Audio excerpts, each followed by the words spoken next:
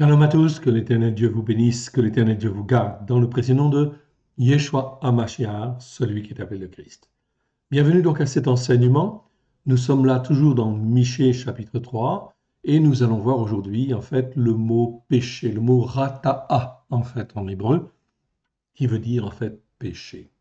Nous allons regarder au travers en fait des versets qui concernent ce mot-là, ce que cela veut dire très précisément, afin de bien comprendre ce que l'Écriture nous dit et nous enseigne, afin que l'on puisse recaler en fait aussi les choses d'une manière très claire par rapport à ce que l'Éternel, notre Dieu, notre Père, nous attend de chacun de nous à la gloire de son saint nom.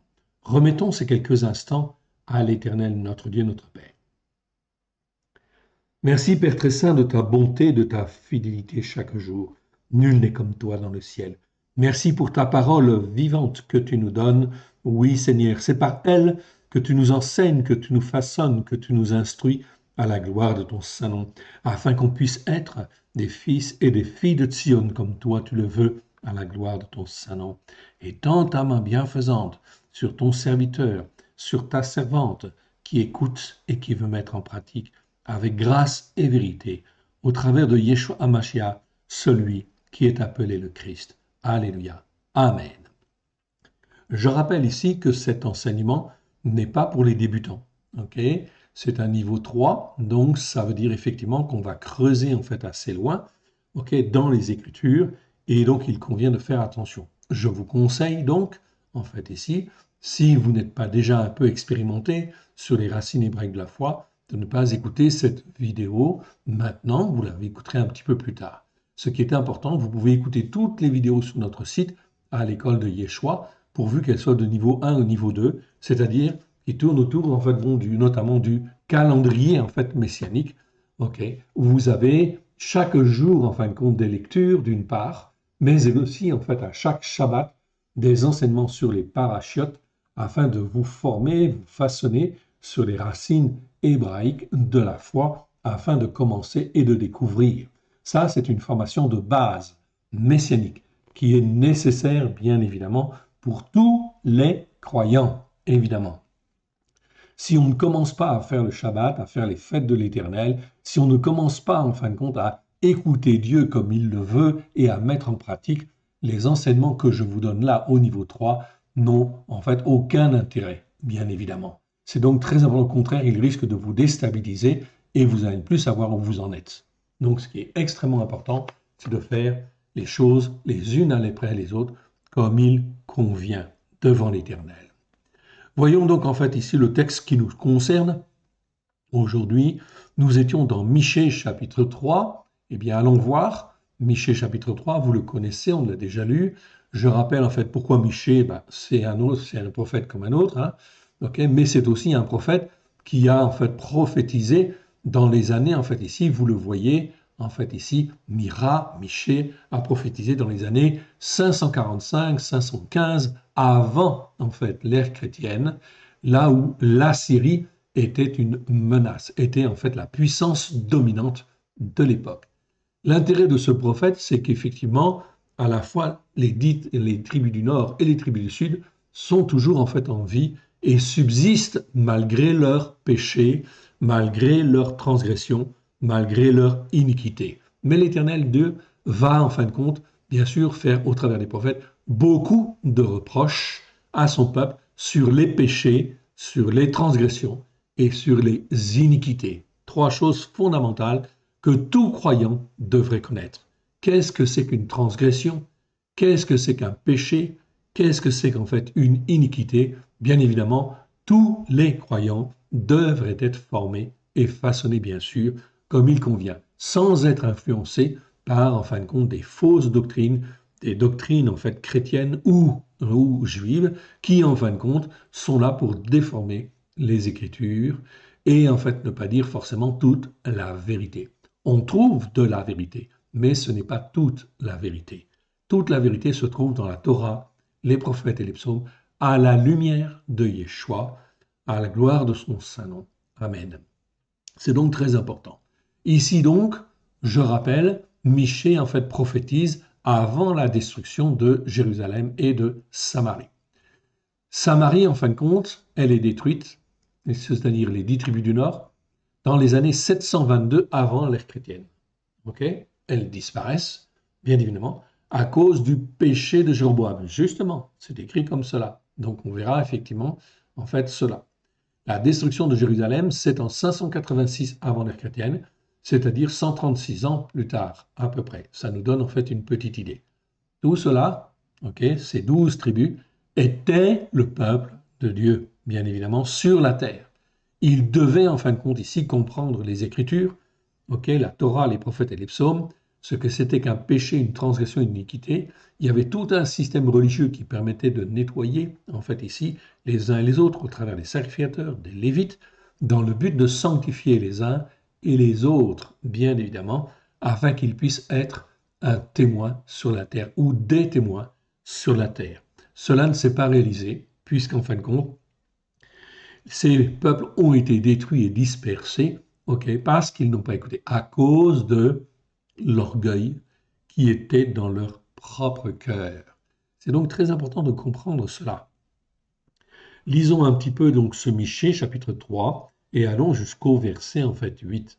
On va le répéter, on l'a déjà vu, mais c'est important pour recaler les choses. Je dis, écoutez, chef de Jacob et prince de la maison d'Israël, n'est-ce pas à vous de connaître le jugement juste, c'est-à-dire la manière de bien juger comme il convient devant l'Éternel. Donc on avait vu la définition de ce en fait jugement juste. Ok, on a fait en fait une vidéo en fait là-dessus. Vous haïssez le bien et vous aimez le mal. Vous leur arrachez la peau et la chair de dessus les os. Ils dévorent la chair de mon peuple, ils arrachent la peau et ils y brisent les os. Ils le mettent en pièces comme ce que l'on cuit dans un pot, comme de la viande dans une chaudière. Alors ils crieront vers l'Éternel, mais il ne leur répondra pas. Ils crieront vers l'Éternel, mais il ne leur répondra pas. Il leur cachera sa face en ce temps-là, parce qu'ils ont fait de mauvaises actions. Ainsi parle l'Éternel sur les prophètes qui égarent mon peuple, qui annoncent le shalom si leurs dents ont quelque chose à manger, à mordre, et qui publient la guerre si on ne leur met rien dans la bouche. À cause de cela, vous aurez la nuit sans vision. Vous aurez les ténèbres sans oracle. Le soleil se couchera sur ses prophètes, le jour s'obscurcira sur eux. Les voyants seront confus, les devins rougiront, tous se couvriront la barbe, car Elohim ne répondra pas. En fait, ici, tout simplement. Okay? Donc, on voit ce que Michée, en fait, annonce ici, tout simplement ce que Dieu va faire. Il n'écoutera pas les pleurs des uns, les pleurs des autres, okay, alors qu'ils sont dans la détresse. Pourquoi? Parce qu'ils n'ont pas écouté et ils n'ont pas mis en pratique. Mais ici, Michée, en fait, ici, poussé par l'Esprit de Dieu, dit au verset 8, « Mais moi, je suis rempli de force, de l'Esprit de l'Éternel, je suis rempli de jugement juste et de vigueur pour faire connaître à Jacob sa transgression et à Israël son péché. » Donc, nous avons vu le jugement juste ici, déjà. Ok? Ça, c'est très important. Ok? Il faut le revoir, hein, c'est à voir et à revoir. Et effectivement, en fin de compte, nous avons vu, la dernière vidéo, c'était sur la transgression. Le mot pécha, 93 fois dans 90 versets, ok, pas toujours très bien traduit. C'est très important. Ces mots-là sont fondamentaux, bien sûr. Il est important de les apprendre, en fait, ici, afin de pouvoir dire, en fait, aux autres, aux uns et aux autres, ce que c'est qu'un jugement juste, ce que c'est qu'une transgression, ok, ce que c'est qu'un péché, ce que c'est qu'une iniquité, etc. Afin de former, de façonner tous ceux qui le veulent, qui veulent bien écouter et mettre en pratique comme l'Éternel Dieu le veut. Il faut donc des hommes qui soient remplis de force, des hommes et des femmes, oui bien sûr, qui soient remplis de force de l'Esprit de l'Éternel, bien évidemment, comme Michée le fut en fait à l'époque.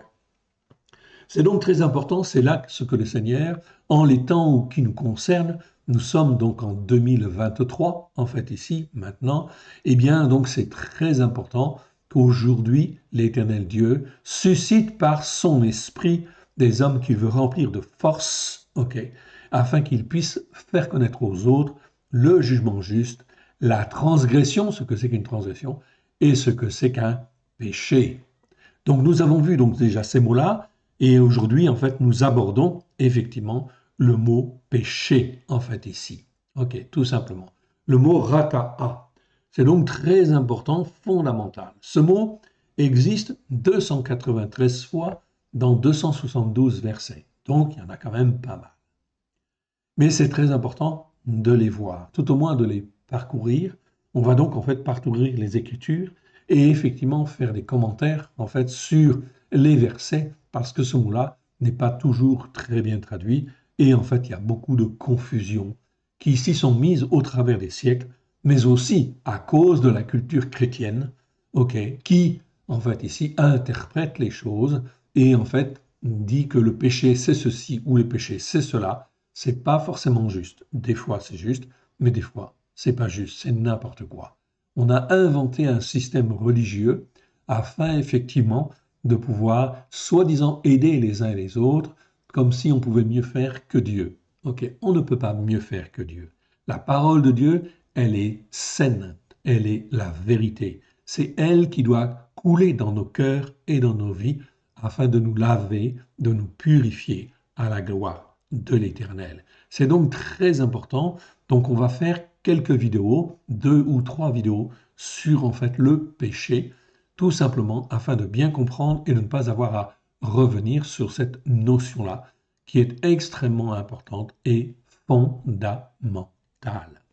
Je répète, ces enseignements sont de niveau 3, donc ça veut dire qu'on creuse, on va en fait assez loin, ok, donc ce n'est pas pour les débutants, ok, mais en fait c'est pour ceux qui veulent se former, être remplis de force et de l'Esprit de l'Éternel, afin de former et façonner ceux qui veulent bien écouter, ceux qui sont prêts à écouter, oui bien sûr, ok. Bon, donc on va y aller, on va aller donc dans ce mot-là, ce mot rata. Je le sélectionne en fait ici, ok. Et en fin de compte, on va aller depuis le début de l'écriture, bien évidemment. Donc, on va aller dans, commencer par la Genèse. Oui, bien sûr. OK. Donc, je répète, ce mot-là existe en fait 296 fois dans 272 versets. La première fois où il apparaît, c'est dans en fait Genèse chapitre 4, verset en fait 7. On va reprendre à partir du verset 6 pour bien 6 afin de bien comprendre. Et l'Éternel dit à Caïn, Caïn, pourquoi es-tu irrité? Pourquoi ton visage est-il abattu? Verset 7. L'Éternel prévient Caïn et lui dit, certainement, si tu agis bien, tu relèveras ton visage. Si tu agis bien, tu relèveras ton visage, mais si tu fais le mal, le péché se couche à la porte et ses désirs se portent sur toi, vers toi. Ok, mais toi, domine sur lui. Donc on voit ici que le péché, c'est quelque chose qui peut nous tenter, oui bien sûr, et l'ennemi de nos âmes est derrière, oui bien sûr. Voilà pourquoi il est dit en fait ici, domine sur lui. Donc ça veut dire que Caïn était en capacité de dominer sur le péché, évidemment, en fait ici. C'est-à-dire sur cette tentation qui est là pour ne pas faire ce que l'Éternel Dieu veut, évidemment. Alors la notion, en fin de compte, de péché ici, on va la voir, ok? On va donc aller la voir dans en fait une définition, en fin de compte, ici très importante, ici que vous n'avez pas, en fait, ici, ok? Mais que je vais vous montrer et que vous aurez, en fin de compte, par la suite. Ok. Donc là, je l'agrandis, ok, afin que vous puissiez mieux voir, en fait, ici, la définition du mot, en fait, ici, rata. Qu'est-ce que ça veut dire exactement? Donc c'est très important. Cette définition, vous ne l'avez pas, vous l'aurez en fait ici, comme nous avons en fait ici déjà traduit la Torah, c'est-à-dire la Torah accomplie, le Nouveau Testament. Nous avons fait un livre, je vous le rappelle, vous le trouverez en fin de compte disponible sur notre site. Et là, c'est effectivement le Nouveau Testament traduit dans la pensée hébraïque, ok, sur la Torah, les prophètes et les psaumes, à la lumière de Yeshua. Ok, c'est donc très important. Ok. Donc là-dessus, vous avez donc une nouvelle traduction. Je vous en donne en fait un petit exemple qui va nous intéresser en fait au plus haut point, bien évidemment, et qui se trouve justement dans ce livre-là. Ok. dans la Torah accomplie, c'est-à-dire le Nouveau Testament que nous avons traduit. Okay.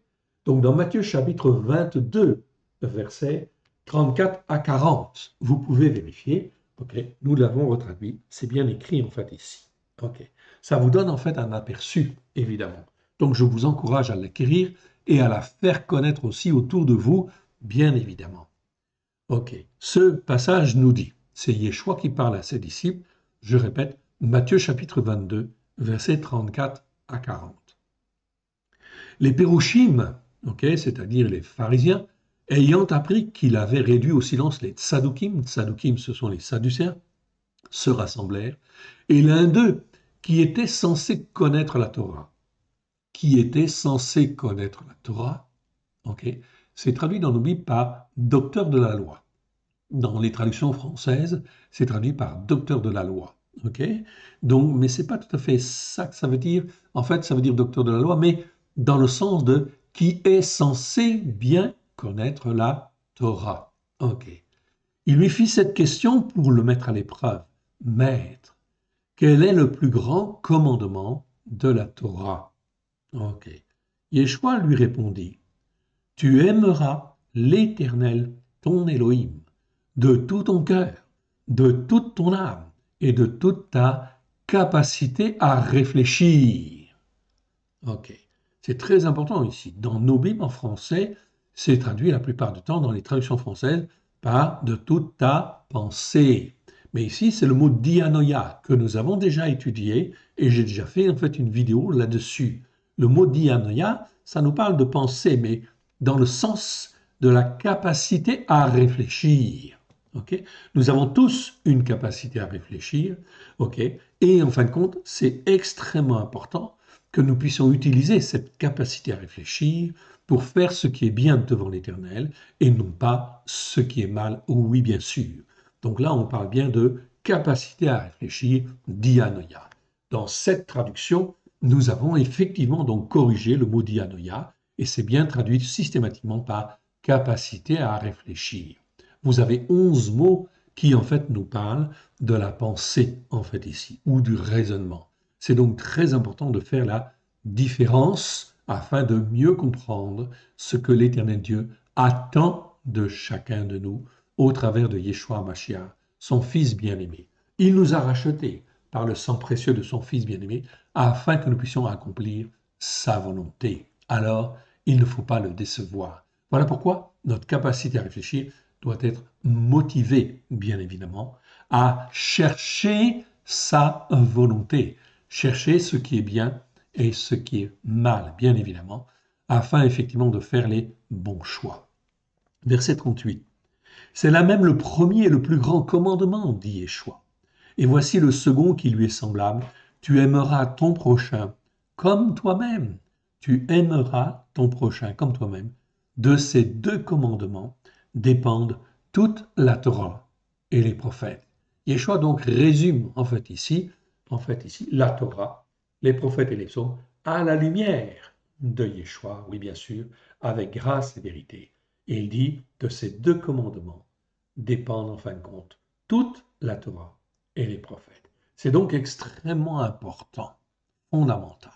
Je vous encourage donc en fait ici à découvrir donc ce Nouveau Testament, ok, et en fin de compte de l'offrir, d'en parler autour de vous. N'hésitez pas, c'est en fait ici déjà bien traduit, en fait ici, ce qui veut dire qu'effectivement cela secoue déjà pas mal, en fait ici, afin d'amener les uns les autres à aimer Dieu comme il convient de toute sa capacité à réfléchir et d'aimer son prochain comme soi-même. Ok, c'est donc important. Je vous encourage donc à faire connaître cette traduction, oui bien sûr. Revenons donc à notre mot rata. Ok, notre mot en fait péché. Péché en fin de compte en hébreu, c'est rata'a, comme vous le voyez écrit à l'écran en fait ici. Okay. Donc vous avez des petites références aussi, en fait ici. La mise à jour en fin de compte a été faite très récemment, 2023-01-01. Ok, donc ici, c'est en fait une définition complète. Cette définition, vous ne l'avez pas en fait ici. Je vous le donnerai, vous l'aurez en fait ici dans notre prochaine édition, puisque nous envisageons d'éditer la Torah elle-même, c'est-à-dire les 5 premiers livres, dans une version bilingue, français, hébreu, plus commentaires avec des définitions de mots. Et là, vous aurez en fin de compte tout un lexique assez copieux dans lequel en fait il y aura la définition exacte de certains mots d'environ 2000 mots à peu près. Donc c'est très intéressant. Et notamment le mot rata'a, vous aurez tous les versets. Donc cette définition-là, qui est en fin de compte là, apparaît à l'écran, vous l'aurez en fin de compte ici, elle sera disponible. Un petit peu de patience, en fait encore. Donc on pense terminer cette traduction dans la fin du premier trimestre et le lexique sera disponible à la suite. Ok. Donc rata'a, ça veut dire péché. Ok. Ça existe 296 fois dans 272 versets. Numéro Strong 02403. Ok, c'est un détail. Ça veut dire péché ou sacrifice pour le péché. Plus généralement, ça c'est important, plus généralement, ce qui manque le but. Ça c'est très important. La racine hébraïque, en fait primitive, ici, ret, tête, okay, associe en fait le signe de l'effort, ret, à celui de la résistance, tête. De cette racine primaire, en fait ici, ok, découlent toutes les idées d'attente frustrée, de manque, de péché, d'erreur. Tout ce qui manque, en résumé, tout ce qui manque le but, qui est en défaut, qui pêche d'une manière ou d'une autre. Donc le péché, en réalité, c'est en fin de compte parce que on a manqué le but que l'Éternel Dieu s'était fixé au travers de nous, parce qu'il nous a rachetés par le sang précieux de son Fils bien-aimé, et qu'il attendait que l'on fasse ceci ou que l'on fasse cela, et puis finalement cela ne se fait pas. C'est ça le péché. Donc, c'est effectivement une définition relativement large, relativement importante, qu'il faut bien évidemment préciser bien sûr, et qu'il faut en fin de compte, comment dire, apprendre, si je puis dire, avec l'expérience. Donc l'Éternel Dieu le sait bien évidemment, et voilà pourquoi, au travers de la vie, il nous fait vivre ceci ou cela, afin de nous expérimenter à ne plus pécher ou à pécher de moins en moins, c'est-à-dire ne pas atteindre en fait le but ou la cible que lui attend de nous au travers, en fin de compte, de sa puissance, au travers du rachat qu'il a fait au travers de Yeshua Mashiach. Les lettres suivantes, donc là on voit la notion de ret-tête. Ret-tête, c'est manquer le but. Voilà, c'est ne pas accomplir la volonté de Dieu quelque part. Ok, décevoir son attente, en fait ici, car il nous a rachetés et par son esprit il nous forme, il nous façonne dans le but de se glorifier lui et celui qu'il a envoyé. Alors, est-ce qu'on a répondu à son attente? Oui ou non? Tout cela est péché en réalité. Tout ce qui est manque, en fait ici, chaque fois qu'on manque la cible, eh bien c'est un péché. Les lettres suivantes, donc vous voyez que le mot il est assez long quand même, ok. Donc j'ai d'abord ret-tête, puis ensuite les lettres suivantes, aleph et indiquent une volonté indépendante de persévérer dans cet état de conduite. Ok.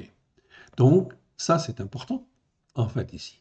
Les lettres suivantes en fait ici, et, tête, pardon. Enfin aleph et indique une volonté indépendante de persévérer dans cet état de conduite par désobéissance, ok, par manque d'obéissance, pardon, j'aurais dû en fait ici, par désobéissance, hein, okay, ici c'est désobéissance, ok, et par manque de soumission, donc manque de soumission, et donc par manque d'instruction, de formation, d'écoute ou de mise en pratique. Donc on voit que cet état de péché, en réalité, dès le départ, en fait, il continue, en fait, ici, selon, en fait, ici, l'orgueil de l'homme. Ce n'est que l'orgueil de l'homme qui fait que, en fait, ici, le pécheur persévère dans cette attitude-là, et à ce moment-là, ça devient un péché, en fait, ici, qui devient, en fin de compte, une habitude, et il s'habitue, en fin de compte, à ce péché, et résultat des courses, eh bien, il manque systématiquement en fait la cible que Dieu a fixée pour lui. Ainsi, le mot péché ici. Ainsi, le mot péché a ici le sens d'avoir manqué la cible et d'avoir manqué le but que Dieu était en droit d'attendre de nous. Ok. David demande évidemment pardon pour ce type d'attitude, oui, bien sûr. Ok. Donc ici, le mot rata caractérise ainsi le plus souvent dans les Écritures un péché ou une faute qui aurait pu être évité si on avait fait attention ou si on avait correctement écouté l'instruction, si on avait exercé correctement notre capacité à réfléchir, évidemment, pour ne pas pécher, évidemment. Ok. Donc ici, on voit que, en fait, ici, c'est en fait des fautes d'appréciation qui viennent notamment d'un manque de maturité ou d'une insuffisance de l'éducation spirituelle, bien sûr. Ok, ou le fait de ne pas en fait exercer suffisamment sa capacité à réfléchir. Dans la tradition juive, ok, le jeune garçon, en fait, ici, ok, le jeune garçon fait sa bar mitzvah à 13 ans. Okay. À partir de cet âge, il commence à raisonner comme un adulte, okay, mais il n'est pas considéré comme totalement responsable de ses actes. Okay. C'est la même chose pour nous en réalité. Quand nous donnons notre cœur et notre vie à Yeshua, est-ce que nous sommes exercés à pratiquer en fait ici la parole de Dieu comme l'Éternel Dieu le veut? La réponse est non. Résultat des courses, il y a des péchés. On a manqué la cible, on a manqué ceci ou on a manqué cela. Cela fait partie de l'expérience, oui, bien sûr. Donc il faut toujours être dans l'attitude de rechercher ce qui est bien et éviter ce qui est mal. Dans la tradition juive, le jeune garçon fait sa bar mitzvah à 13 ans. À partir de cet âge, il commence à raisonner comme un adulte, mais il n'est pas considéré comme totalement un adulte, totalement responsable de ses actes.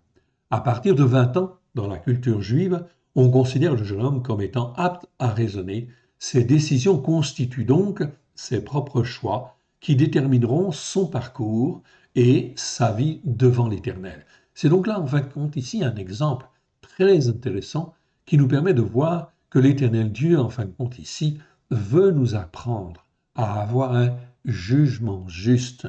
Donc, il nous laisse du temps, il nous laisse le droit à l'erreur, oui, bien sûr, pourvu que nous essayons toujours, en fin de compte, de chercher la volonté de Dieu et d'exercer notre capacité à réfléchir, à faire ce qui est bien et non pas ce qui est mal devant lui.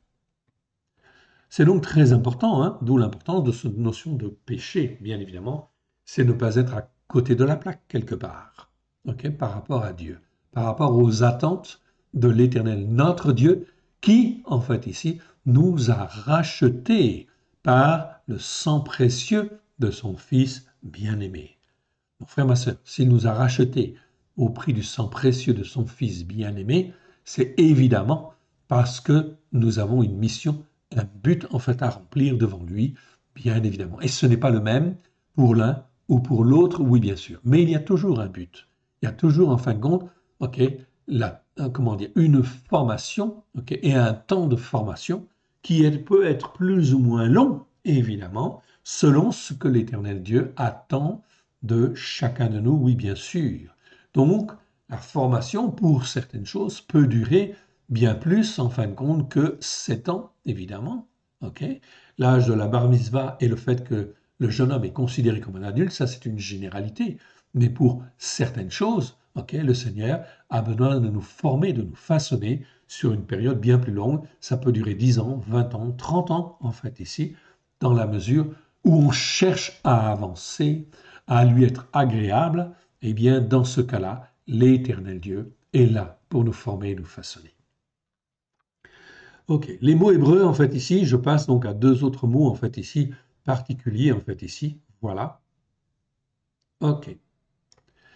Les mots hébreux rata, en fait, ici, vous voyez le mot, en fait, que je vous ai montré tout à l'heure, c'est rata'a, en fait, ici. Ça, c'est le mot le plus général qui parle de péché qui perdure, en fait, ici, dans nos vies, d'habitude, si vous voulez, ou de tradition, en fait, manière de fonctionner, etc., qui n'est pas conforme à ce que Dieu attend, évidemment. Ok.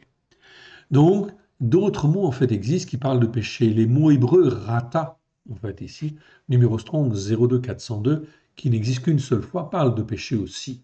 Okay, le mot, en fin de compte ici, rata'a, en fait ici, 8 fois dans 8 versets, numéro Strong 02401, nous parle aussi de péché. Ces mots apparentés, donc qui sont apparentés au mot rata que je vous ai donné tout à l'heure, sont inclus dans la liste suivante en couleur verte. Comme vous le voyez en fait ici apparaître, tout en bas, vous avez d'abord Genèse 4, 7, c'est là où en fait le mot rata apparaît en premier, puis ensuite dans Genèse 27, et Genèse 27, c'est effectivement en fait ici le mot péché, référence Strong 02401 et non pas 02403. Ok, donc ils sont tous référencés. Ces listes de mots, ces listes de versets, vous les aurez bien évidemment en début d'année prochaine. Ok. Ici, en fin de compte, nous sommes dans le premier verset. Première fois où dans les Écritures où l'Éternel parle à Caïn dans Genèse 4, 7. Revenons donc à ce verset, Genèse 4, 7, en fait ici. Nous sommes en fait donc là. Ok. Je reviens en fin de compte dessus sur mon mot. Voilà, il est sélectionné en fait ici. Alors ici, l'Éternel Dieu dit à Caïn, pourquoi es-tu irrité? Pourquoi ton visage est-il abattu? Certainement, si tu agis bien, ok, tu relèveras ton visage, et si tu agis mal, le péché se couche à la porte, et ses désirs se portent vers toi. Mais toi, domine sur lui. Donc l'Éternel Dieu a donné la capacité à Caïn de résister, oui bien sûr, de ne pas se laisser entraîner par le péché, oui bien sûr. Mais à cause de l'amertume, à cause de la rancune qui est dans son cœur, à cause de l'orgueil qui est dans son cœur vis-à-vis de son frère, eh bien, il s'est laissé entraîner, oui bien sûr, par le péché, par en fin de compte Bélial ou par Satan, si vous voulez on peut dire Satan, ok. Et effectivement, il a commis en fait une action très grave, bien sûr. Il a tué son frère, bien sûr. Cependant, Caïn adressa la parole à son frère Ével, mais comme ils étaient dans les champs, Caïn se jeta sur son frère Ével, Abel, et le tua, bien évidemment. Donc là, il a pris en fait une décision. Il a fait un choix, et c'est un mauvais choix. C'est un péché. Donc il a manqué le but. On le voit bien en fait ici, là, ce que l'Éternel attendait, c'était que justement Caïn, en fait ici, ait un comportement meilleur. Son comportement, sa capacité à réfléchir, a été à côté de la plaque, oui bien sûr, et il s'est laissé entraîner, il s'est laissé influencer par les démons, par Satan, tout simplement. Résultat des courses, il n'a pas résisté, bien sûr comme il aurait dû. Là, il a péché, il a manqué le but. C'est donc très important de bien comprendre cette notion de péché. On y reviendra. La deuxième fois où ce mot en fait apparaît, c'est dans Genèse 18, verset 20. Et l'Éternel dit, le cri de Sédom, c'est-à-dire Sodome, et d'Amora, Gomorre, s'est accru. Leur péché est énorme. Ok. Donc, tout ce qu'ils font n'est que, en fait, ici, tout simplement des choses qui sont à côté, en fait, ici, de ce que Dieu attend et loin, très, très loin, bien sûr, de ce qu'il attend. Voilà pourquoi ce n'est même plus la peine que Sédom et Amora, en fait, ici, puissent subsister puisqu'il ne peut rien en attendre, bien évidemment. Donc, la destruction, en fin de compte, ici, est programmée. Voilà ce que l'Éternel dit, en fait, ici, à Abraham. Ok. Ok. Verset, en fin de compte, 19, je reprends juste le verset 19. Car je l'ai choisi, en parlant d'Abraham, afin qu'il ordonne à ses fils et à sa maison après lui de garder la voie de l'Éternel en pratiquant la justice par la foi, évidemment, tzedaka, et un jugement juste, en fait, ici, et qu'ainsi l'Éternel accomplisse en faveur d'Abraham les promesses qu'il lui a faites. Bien évidemment, dans notre nouvelle traduction que vous aurez en fait au cours du premier trimestre de l'année 2023, ok, sur la Torah elle-même, la traduction bilingue, eh bien effectivement, vous aurez en fin de compte ces traductions-là, ok, et ces mots corrigés. On y va et on va un peu plus loin. La troisième fois où le mot, en fin de compte, ici, rata apparaît, rata, c'est dans Genèse 31, verset 36. C'est Yaakov qui parle. Yaakov s'irrita et querella Laban. Il reprit la parole et lui dit, quelle est ma transgression? Donc on avait vu ce mot-là, en fait, ici. Quelle est ma transgression? C'est pas mon crime, hein, évidemment, évidemment. Quel est mon péché? Ok, qu'est-ce que j'ai manqué, en fait, vis-à-vis de toi pour qu'en fin de compte, tu me poursuives, pour que tu me poursuives avec tant d'ardeur, en fait, ici. Donc ici, Yaakov parle de péché. Évidemment, Abraham, Yitzhak, Yaakov savaient très bien ce que c'était qu'un péché, ce que c'était qu'une transgression, ce que c'est qu'en fait une iniquité, oui, bien sûr. Il n'y a que les croyants, en fin de compte, en 2003, d'une manière générale, qui ont été formés, en fait, à droite et à gauche, sur telle colline, ne savent même pas ce que c'est qu'un péché, une transgression ou une iniquité. Ils en ont une petite idée parfois, mais ils ne savent pas faire la différence entre un péché, une transgression, une iniquité. Et les trois, en fin de compte, sont là, justement. Et nous avons été lavés par, en fait, ici, le sang de l'agneau, afin de nous laver de toutes nos transgressions, de tous nos péchés et de toutes nos iniquités. Oui, bien sûr. Donc cela nécessite bien évidemment de se former. Donc quel est mon péché, dit-il à Yavon, en fait à Lavon. On continue et un peu plus loin dans Genèse chapitre 50, verset 17. Ok. C'est Yaakov qui parle. Il dit en fait à Yosef, à Joseph. Ok, un instant. Voilà. Vous parlerez ainsi à Yosef, ton père a donné cet ordre avant de mourir. Vous parlerez ainsi à Yosef, oh, pardonne la transgression de tes frères.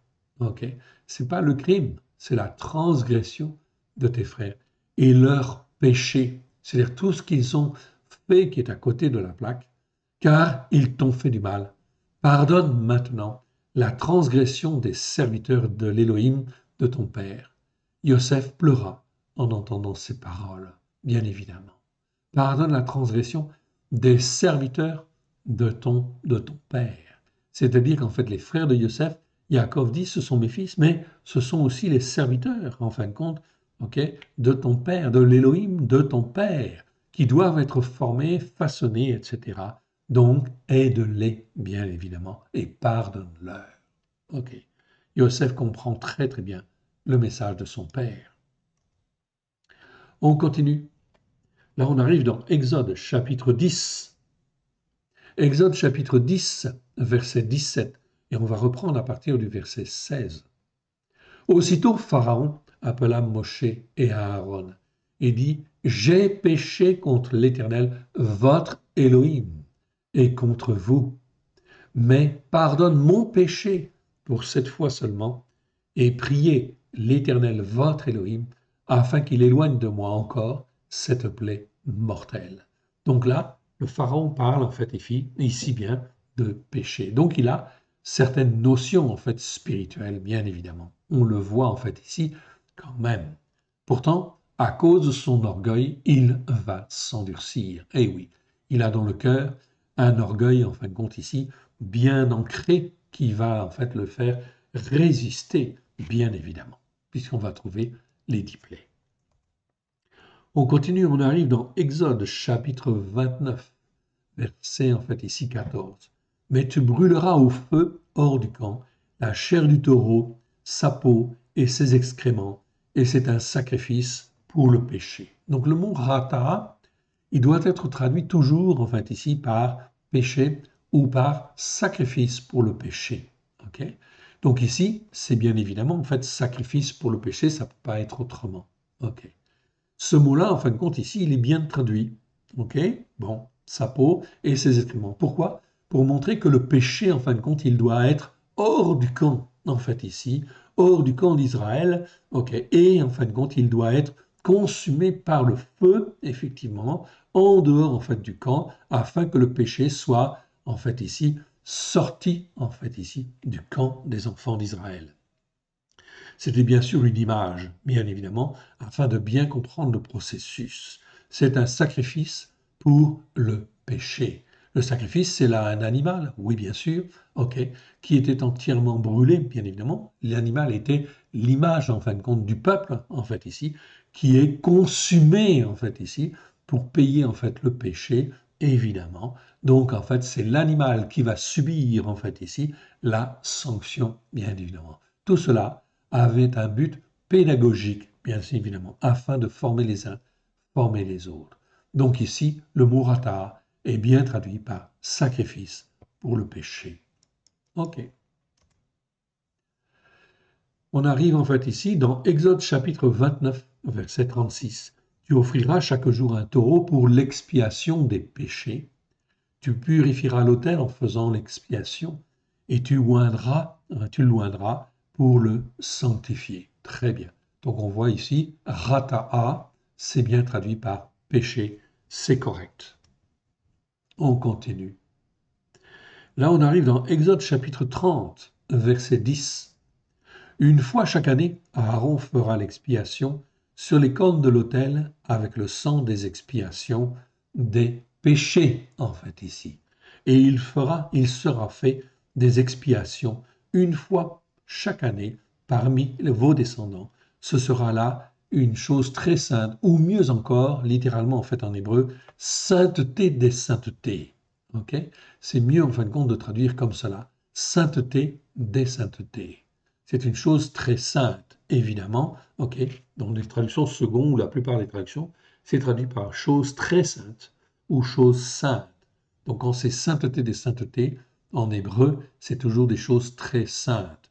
Mais en réalité, c'est mieux de mettre les mots qui correspondent le mieux par rapport au texte. Ce sera sainteté des saintetés. Il n'y a pas plus, il n'y a pas mieux. Donc ici, le mot rata est traduit en fin de compte ici dans la version que nous avons mis par péché et c'est très bien.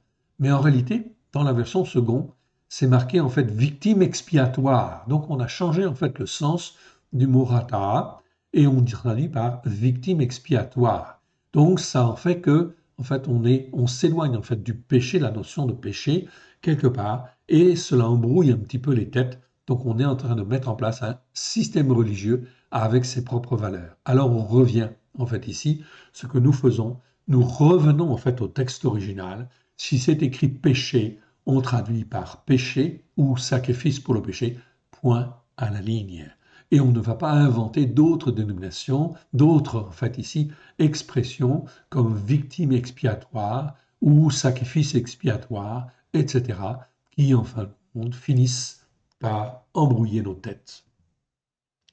On va le voir. Ok. Là, on arrive dans Exode chapitre 32, verset, en fait ici 30. Exode 32, verset 30. Le lendemain, Moshe dit au peuple, vous avez commis un grand péché. Rata'a, en fait ici. Ok.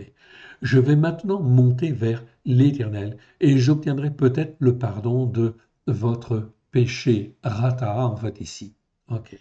Donc ici, j'ai bien en fait la notion de péché, c'est correctement traduit. Verset 32, pardonne maintenant leurs péchés, c'est-à-dire pardonne leurs manquements, pardonne en fait leur manque d'écoute, leur manque de réflexion, en fait ici, ok, leur en fait ici, parce qu'ils n'ont pas utilisé leur capacité à réfléchir comme il convenait. Pardonne maintenant leurs péchés, sinon efface-moi de ton livre que tu as écrit. Donc Moshe, en fait, ici, s'offre lui-même, en fait, ici, quelque part, pour montrer, en fait, l'amour qu'il a pour le peuple. C'est bien, en fin de compte, un homme précieux. Il aime Dieu de tout son cœur, de toute son âme, de tout son esprit. Et dans ce qu'il dit, dans son attitude, on voit là qu'il est prêt à aimer les autres, bien évidemment, au point de se sacrifier lui-même. Ok, verset 33. L'Éternel dit à Moshe, c'est celui qui a péché contre moi que j'effacerai de mon livre. C'est celui qui manque la cible, qui persévère à manquer la cible, que j'effacerai de mon livre. Va donc, conduis le peuple où je t'ai dit, voici, mon ange marchera devant toi. Ah, qu'est-ce que c'est cet ange-là? Bien sûr, c'est Yeshua. Il ne porte pas le nom de Yeshua, mais c'est Yeshua. Voici mon ange marchera devant toi, mais au jour où je ferai le dénombrement, je ferai parfaitement le décompte, ok, ici, mieux que je punirai, ok, je ferai parfaitement le décompte de leurs péchés, en fait, ici, où on peut dire je punirai, en fin de compte, parfaitement, complètement, en fait, les uns et les autres qui ont justement péché, qui ont, en fait, ici, manqué la cible, qui, en fait, ici, systématiquement, n'ont pas été réguliers envers moi ou n'ont pas cherché à me connaître, cherché, en fait, ici, ma volonté. Verset 35. L'Éternel frappa le peuple parce qu'il avait fait le veau fabriqué par Aaron. Oui, bien sûr. Donc on voit ici quelque part quelque chose de très important, c'est que l'Éternel Dieu juge en fait tous les hommes. Ok. Ce n'est pas en fin de compte simplement un jugement global, en fait ici, c'est un jugement qui concerne en fait chacun de nous, en fait ici, là où nous sommes.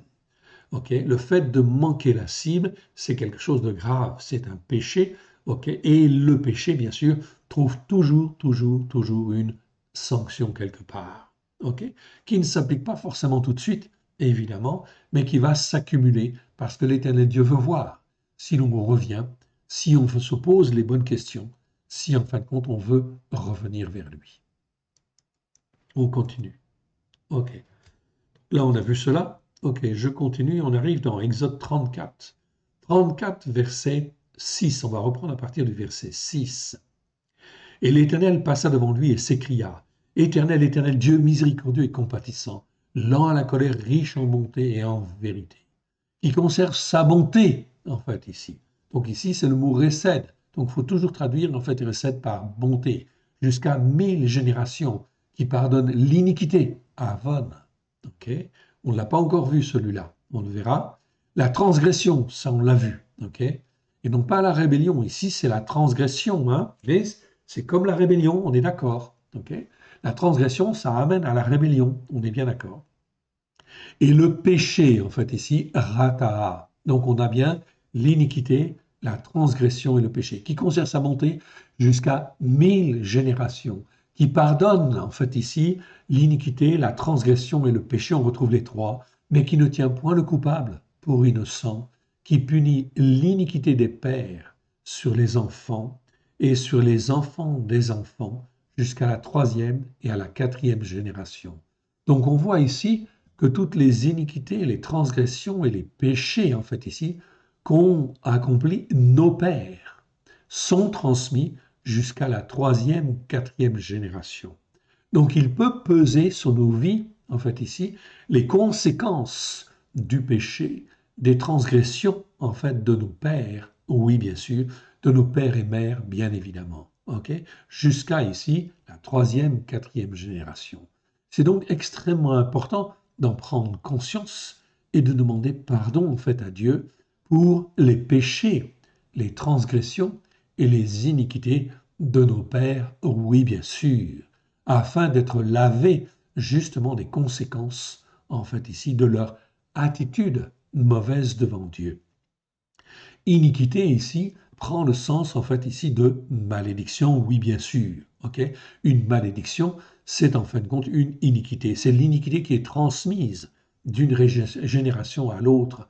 Les péchés, les transgressions, ça entraîne en fin de compte des iniquités, évidemment, donc des choses qui ne sont pas justes devant Dieu, ok, et qui attirent en fait ici des conséquences, oui bien sûr, des malédictions qui peuvent être transmises si ce n'est pas payé durant la vie, en fin de compte, de la personne, eh bien, ce sera payé, en fin de compte, dans les générations suivantes, bien évidemment.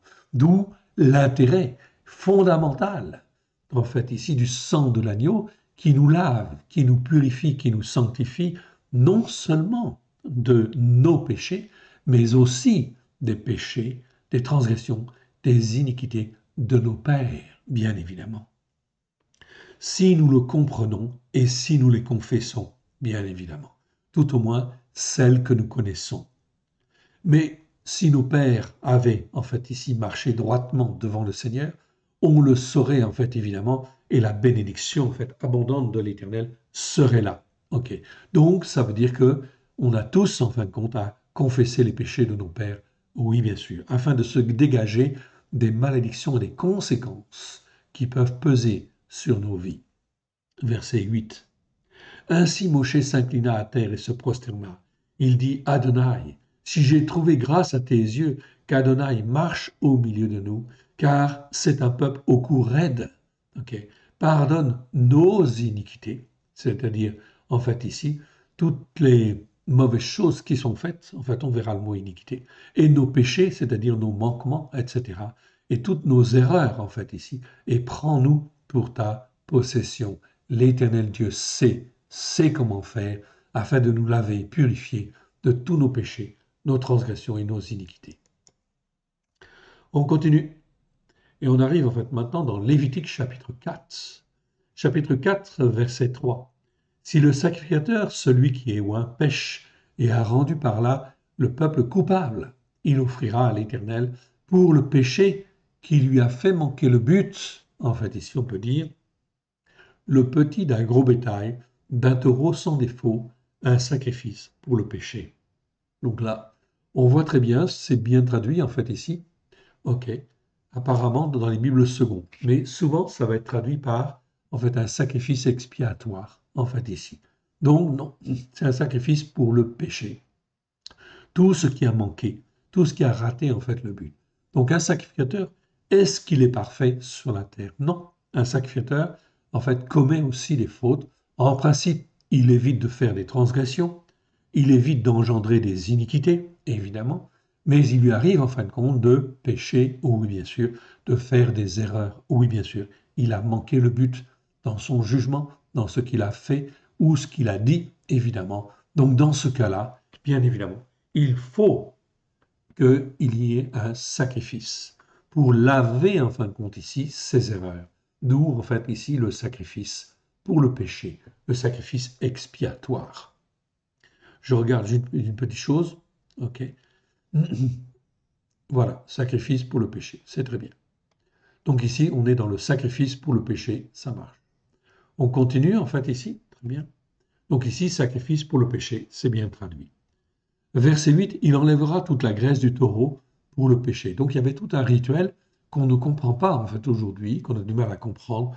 Bon, peu importe, ce n'est pas l'objet en fait ici de cet enseignement bien évidemment. Ici donc, on se repentait, on devait se repentir pour les péchés chaque fois qu'on a manqué le but. Ok, ici en fin de compte, Lévitique chapitre 4, verset en fin de compte 14 ou 13 déjà. Si toute l'assemblée des témoins d'Israël pêche involontairement, qu'une chose ait été cachée aux yeux de la communauté, qu'on ait fait contre un seul des commandements de l'Éternel des choses qui ne doivent pas être faites, en se rendant ainsi coupable d'un délit, et que le péché qui lui a fait manquer le but soit découvert, la communauté offrira le petit d'un gros bétail, un taureau en sacrifice pour le péché, et on l'amènera devant la tente du rendez-vous. Donc on voit bien ici, en fait ici dans la version seconde, c'est traduit en fait ici, la deuxième fois ici, c'est traduit par victime expiatoire. Okay. Un taureau en victime expiatoire, en fait ici. Non, c'est mieux de dire en sacrifice pour le péché, car c'est en rapport avec ce qui a manqué le but, bien évidemment. Donc ici, on voit que tout le monde était concerné. Le sacrificateur, eh bien, il peut lui arriver de pécher, c'est-à-dire de manquer le but. Les assemblées, bien évidemment, elles peuvent manquer le but et elles ne manqueront pas, en fait, ici, de manquer le but. En fait, c'est le cas de le dire. D'où, en fait, l'importance de l'humilité, bien évidemment, devant l'Éternel. Car, mon frère, ma sœur, nous péchons tous, oui, bien sûr, d'une manière ou d'une autre, et nous manquons, en fait, ici, de faire exactement ce que l'Éternel Dieu nous demande. On comprend parfois, ok, mais parfois on ne comprend pas. Alors, quand on est à côté en fait de la cible, à côté en fin de compte du but, comme cela veut dire qu'il faut s'humilier et demander pardon à Dieu pour ses manquements, ses péchés, ok, tout ce qui effectivement a pu en fin de compte ici ne pas correspondre à l'attente que l'Éternel Dieu avait de nous. C'est important. C'est ainsi, en fin de compte, que l'on apprend à s'attacher à l'Éternel et à rester attaché à lui. Ok. Ok, j'en étais en fait ici, au verset 8, je reviens. Ok, et on va au suivant, en fin de compte, on arrive au verset 14. En fait, ici, ça c'est pour la communauté. Donc la communauté, c'est la même chose. Elle devait faire aussi un sacrifice pour tous ses manquements, oui, bien sûr. Ok. Verset 20, en fait, ici, de ce chapitre 4 de Lévitique, il fera de ce taureau comme du taureau en sacrifice pour le péché. Ok. Ainsi, il le fera. Le sacrificateur fera parfaitement l'expiation pour eux et il fera pour qu'il soit pardonné. Il emportera le taureau hors du camp et le brûlera comme le premier taureau. C'est un sacrifice pour le péché de la communauté. Donc là, vous voyez, pour le sacrificateur, pour la communauté, en fait ici, qui ont manqué en fait le but, on fait un sacrifice. Bien sûr, on n'a pas à le faire aujourd'hui, puisqu'en fin de compte, Yeshua est là, le sang de l'agneau est là. Mais reconnaître ses péchés, son incapacité en tant que sacrificateur ou membre de la communauté, c'est extrêmement important de confesser ses manquements. Okay? Chaque fois qu'on a manqué la cible ou qu'on pense avoir manqué la cible, bien évidemment. C'est donc très important. C'est comme cela que l'on va apprendre à s'attacher à l'Éternel et à rester attaché à l'Éternel, évidemment. Ok, on continue. Et on arrive dans Lévitique 4, toujours, on est toujours dans Lévitique 4, verset 23.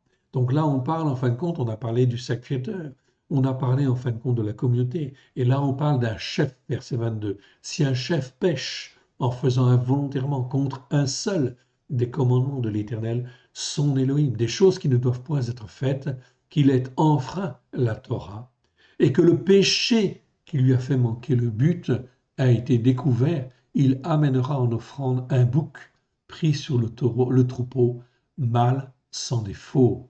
Il posera sa main sur la tête du bouc qu'il égorgera dans le lieu où l'on égorge les sacrifices d'élévation devant l'Éternel. C'est un sacrifice pour le péché et non pas une victime expiatoire ou un sacrifice d'expiation.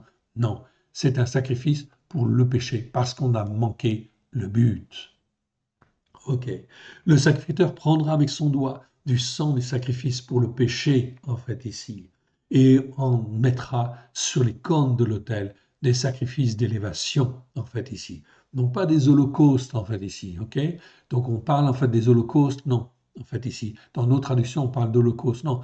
Un holocauste, c'est quoi? C'est un sacrifice d'élévation pour s'élever, en fin de compte, vers Dieu. D'où, effectivement, cela entraîne beaucoup de chamboulements dans nos traductions, évidemment.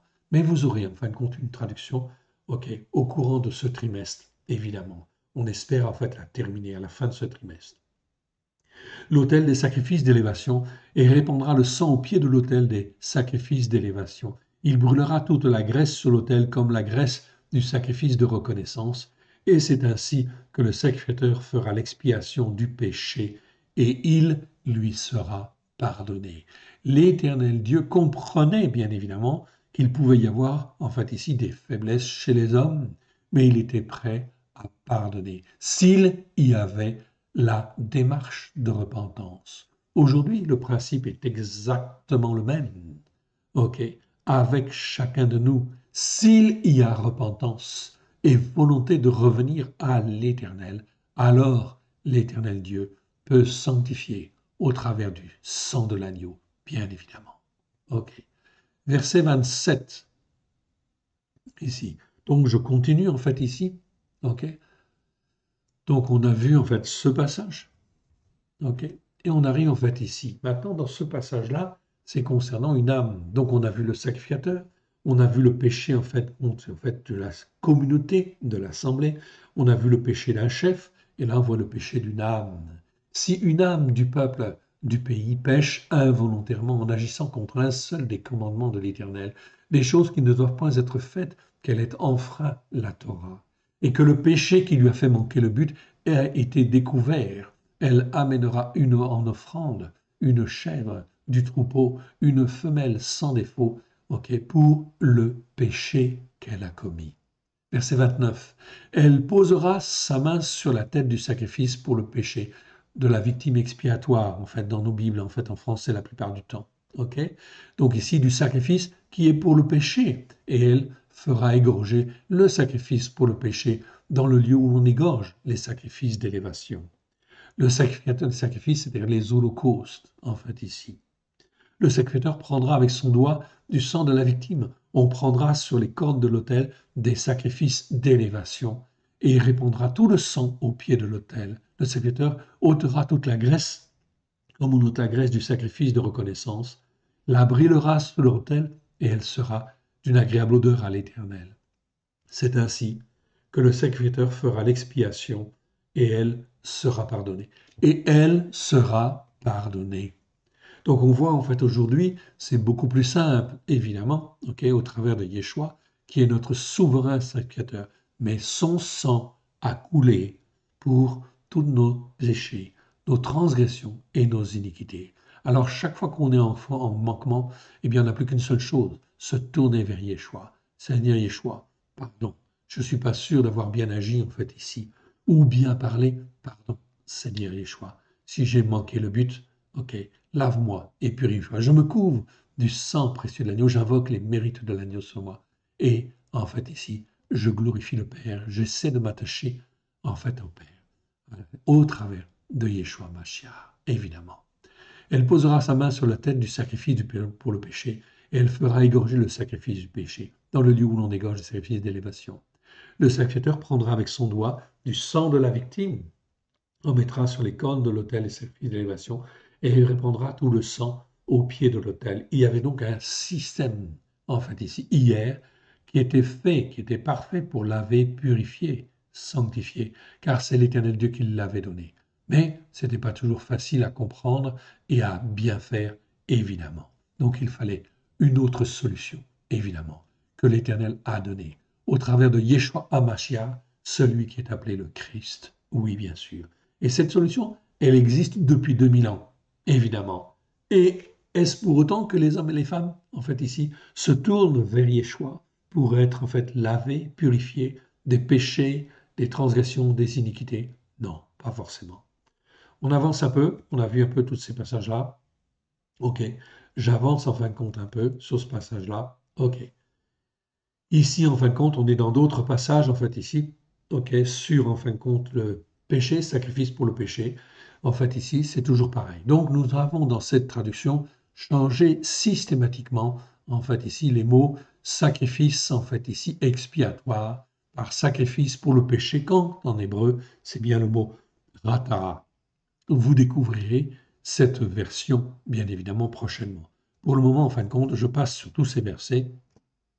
Je ne pense pas que cela amène en fait grand-chose en fait ici de plus aux uns et aux autres. En fait ici, c'est extrêmement important. On va aller en fait ici au chapitre 16 en fait de, comment dire, de Lévitique. En fait ici, on va un peu plus loin. 16, je vais laisser passer le 16, ok, et on va aller en fin de compte à la fin du 16, ok, où on est toujours en fin de compte dans les mêmes choses en fait ici, les mêmes principes. Ok. Je m'arrête au Lévitique 16, verset 30, en fait ici. Car en ce jour, on fera l'expiation pour vous, afin de vous purifier. Vous serez purifiés de tous vos péchés. Ici, en fin de compte, donc, on insiste bien dans l'Écriture, l'Éternel Dieu, ce que l'Éternel Dieu veut, c'est que l'on soit purifié de tous nos péchés. Bien évidemment, au travers du sang de l'agneau, il suffit de se tourner vers, en fait, l'agneau de Dieu, vers Yeshua, et en fin de compte, de demander à être purifié, bien évidemment, de tous nos péchés, de tous nos manquements dans nos paroles et dans nos actes, afin d'apprendre à marcher d'une manière juste devant l'Éternel. Verset 34, ici je continue. Ce sera pour vous une règle perpétuelle pour faire l'expiation une fois chaque année, c'est-à-dire en fin de compte à la fête de Kippour, pour les fils d'Israël, à cause de leurs péchés. On fit ce que l'Éternel avait ordonné à Moshe. Mon frère, ma sœur, ok, il y a des fêtes de l'Éternel, bien évidemment. Et la fête de Kippour, bien sûr, c'est une fête que personne, en fait ici, parmi les chrétiens, ne célèbre. Tout au moins, s'il y en a, c'est tout à fait exceptionnel. Peut-être, en fait, des croyants messianiques, effectivement, peuvent la faire, oui, évidemment, parce qu'ils ont compris que l'expiation, la fête, en fait, de Kippour, est une fête qui nous expie, en fait, aussi de tous nos péchés, c'est-à-dire de tout nos manquements, de tout ce qu'on a pu, en fait, rater dans l'année, en fait, ici, par, en fait, nos actions ou par nos paroles, qui en fait sont considérés comme des péchés, eh bien effectivement, on peut en fin de compte se laver et se purifier à la fête de Kippour, à la fête des expiations, oui bien sûr. D'où l'intérêt de connaître cette fête, évidemment, et l'intérêt de la pratiquer, oui bien sûr, car même si je suis lavé et purifié par le sang de l'agneau, ça ne veut pas dire que dans mes actes, mes paroles et mes actions, je me sois bien comporté devant l'Éternel. Et il y a peu de chances que les croyants, les chrétiens, se soient bien comportés. Pourquoi? Parce qu'ils n'écoutent pas la parole de Dieu pour la mettre en pratique. Donc ils ne savent pas ce que c'est qu'un péché, ce que c'est qu'une transgression, ce que c'est qu'une iniquité. Résultat des courses, ils continuent année après année, Kippour après Kippour, à négliger cette fête, donc à négliger la nécessité de se sanctifier. Ce sera une règle, ici on peut le dire, verset 34, ici, ce sera pour vous une règle perpétuelle pour faire l'expiation une fois chaque année pour les fils d'Israël à cause de leurs péchés. On fit ce que l'Éternel avait ordonné à Moshe. Je vous encourage donc, en fait, à découvrir les fêtes de l'Éternel. Je vous rappelle qu'en réalité, les fêtes de l'Éternel sont bien mentionnées dans la Torah, les prophètes et les psaumes, bien évidemment. Et donc, si je n'écoute pas, en fait, ici, pour mettre en pratique ces fêtes de l'Éternel, c'est-à-dire le Shabbat, c'est-à-dire la Pâque, c'est-à-dire la Pentecôte, c'est-à-dire, en fait, ici, la fête des trompettes, la fête de Kippour, la fête des expiations, Sukkot, ok, et même Hanouka, si je ne fais pas, en fin de compte, ces fêtes-là, alors ça veut dire que je n'ai pas compris.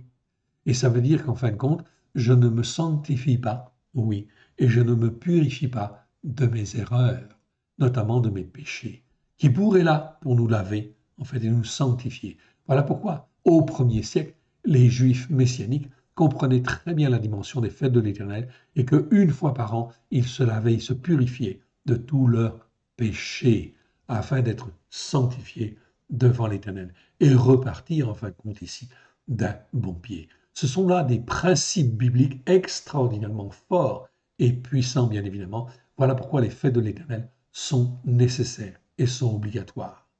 Le non-respect du Shabbat, le non-respect des fêtes de l'Éternel, c'est pas seulement un péché, c'est une transgression. C'est-à-dire, en fait, ici, qu'on se rebelle contre la parole de Dieu, ok, qui, en fin de compte, nous enseigne, au travers de ces fêtes, à être droit, à glorifier le Père, le Fils et l'Esprit Saint. C'est donc extrêmement important. Ne manquez pas la fête de Kippour. Apprenez-la, découvrez-la.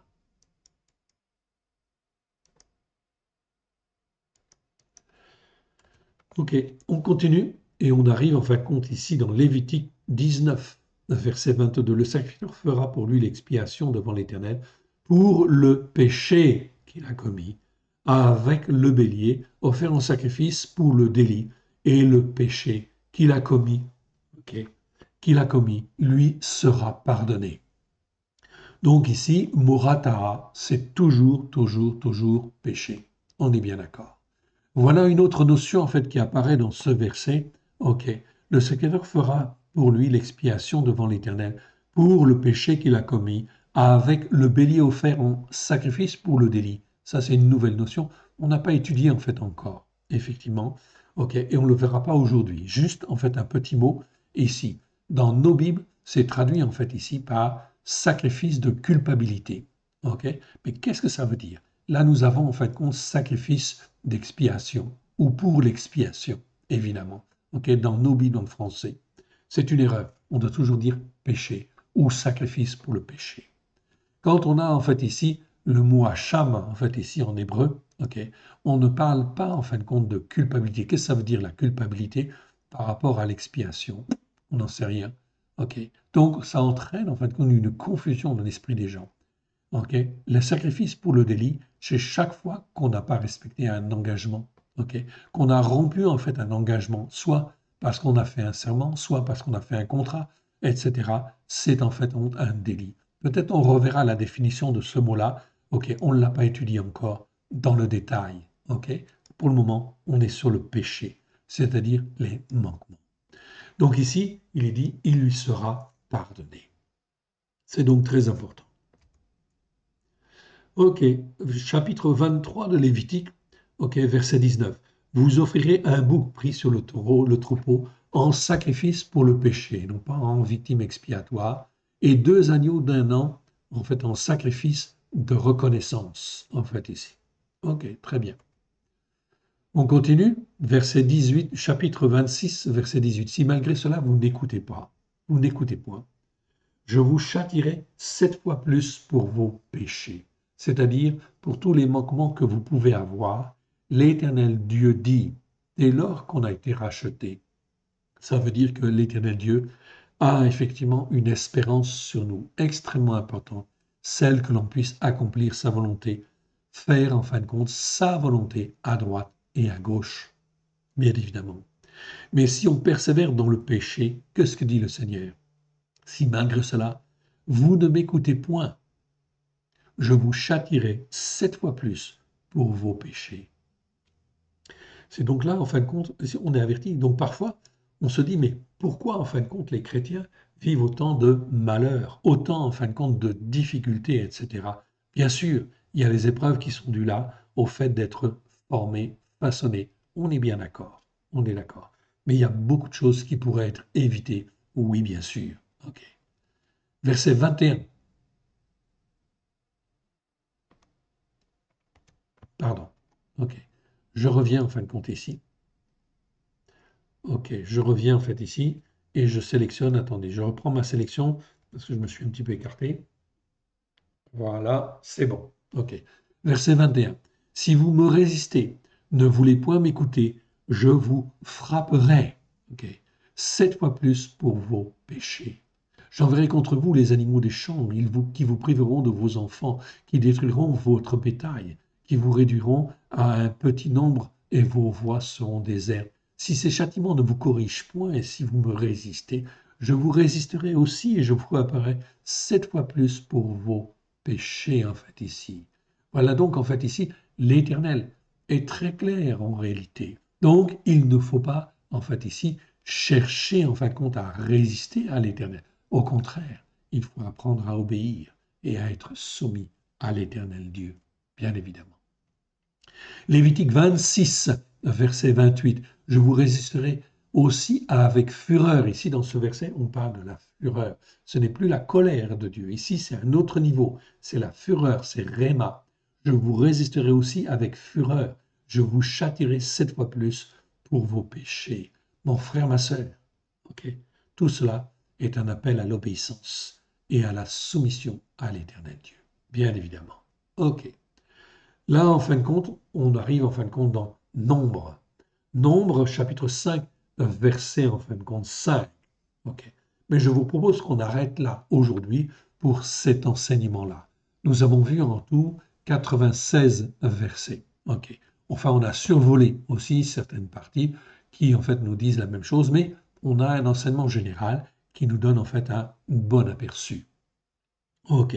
Ici, dans le verset 5, Nombre, verset 5, je reprendrai à partir de là la fois prochaine, bien évidemment. L'Éternel parla à Moshe et dit, parle aux fils d'Israël, lorsqu'un homme ou une femme commettra un péché, c'est-à-dire aura manqué, en fait ici, de quelque chose contre un descendant d'Adam en agissant mal, en étant infidèle à l'Éternel, et qu'il se rendra ainsi coupable, car notre obligation, rappelons-le, est bien d'aimer l'Éternel Dieu de tout notre cœur, de toute notre âme, de toute notre force, de toute notre capacité à réfléchir, et d'aimer son prochain comme soi-même. Donc si on n'a pas aimé son prochain comme soi-même, on peut se rendre coupable d'un péché. Verset 7. Il confessera son péché, il restituera dans son entier l'objet du délit et y ajoutera un cinquième. Donc là, on voit que quelqu'un a pris ou volé quelque chose, donc on doit pas seulement restituer, mais on doit restituer en rajoutant un cinquième, c'est-à-dire 20%, et il le remettra à celui envers qui il s'est rendu coupable. C'est donc très important. On reprendra en fait ici la fois prochaine. Remettons en fin de compte ici cela entre les mains de l'Éternel, notre Dieu, afin de le remercier. Ok. Merci, Père très saint, de ta bonté et de ta fidélité. Étends ta main bienfaisante sur chacun de nous. Pardonne notre ignorance, pardonne nos péchés. Oui, Seigneur. On peut dire nos manquements. Oui, Seigneur. Nos doutes, nos erreurs. Pardonne, Père très saint. Nous nous couvrons du sang précieux de l'agneau. Nous invoquons les mérites de l'agneau. Et nous venons vers toi, Père très saint, dans le précieux nom de Yeshua, ton Fils bien-aimé, afin que tu nous sanctifies, que tu nous purifies, que tu nous éduques, que tu nous formes, que tu nous façonnes, que nous apprennes à avoir un meilleur discernement, un jugement juste, que tu nous apprennes à discerner ce qui est transgression et ce qui est péché devant toi, afin que ton nom puisse être glorifié dans nos cœurs et dans nos vies, afin que ton nom puisse être glorifié dans le cœur et dans les vies de tous ceux, en fait, ici que tu mettras sur notre route. Aide-nous, mon Dieu, mon Père, à te faire plaisir. Merci, Père. Merci, Yeshua. Merci, Esprit Saint. Que l'Éternel Dieu vous bénisse. Que l'Éternel Dieu vous garde. Alléluia. À très bientôt. Shalom à